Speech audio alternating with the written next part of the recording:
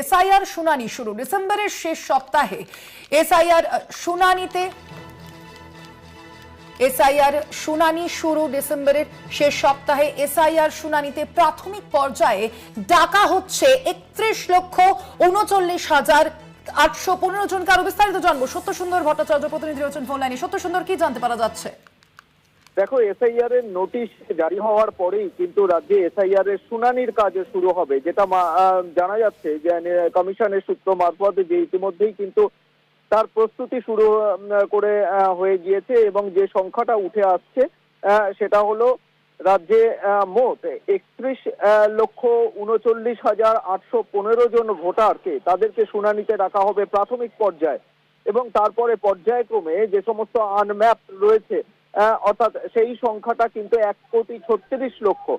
সেইখান থেকেও যদি দেখা যায় যে তথ্যের অসঙ্গতি রয়েছে বা কোথাও গিয়ে তাদের যে সমস্ত তারা যে সমস্ত এই জমা দিয়েছেন এনুমারেশন ফর্মে, সেই জায়গায় গিয়ে কোথাও গিয়ে তাদের একটা ম্যাপিং করা যাচ্ছে না, সেইখান থেকেও কিন্তু তাদের শুনানিতে ডাকা হতে পারে। তবে প্রাথমিকভাবে যে সংখ্যাটা উঠে আসছে সেটা হলো 31,39,815 জন ভোটার, তাদেরকে ডাকা হবে এবং ডিসেম্বরের শেষ সপ্তাহেই শুনানি শুরু হতে পারে এমনটাই কিন্তু মনে করা হচ্ছে। তার কারণ এই শুনানি নিয়ে ইতিমধ্যেই নির্বাচন কমিশনের তরফে একটা স্ট্যান্ডার্ড অপারেটিং প্রসিডিওর অর্থাৎ এসওপি তৈরি করা হবে এবং এই শুনানির দায়িত্বে থাকবেন একদিকে যেরকম ইআরও ইলেকটোরাল রেজিস্ট্রেশন অফিসার, সেই সঙ্গে এই ইআরও অ্যাডিশনাল আরো 2,800 জন এই ইআরওকে নিয়োগ করা হয়েছে। ফলে একেবারে বিধানসভা ভিত্তিক বুথ ভিত্তিক এই শুনানি প্রক্রিয়া শুরু হবে।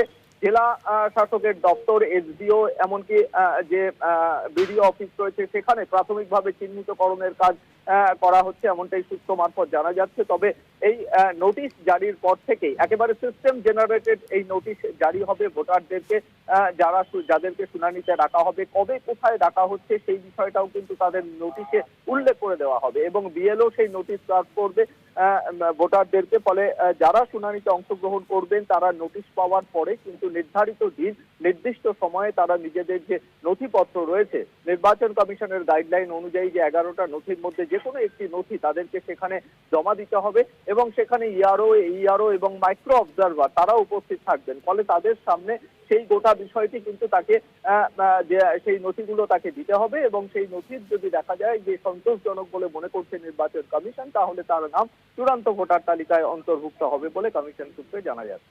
ধন্যবাদ সত্যসুন্দর।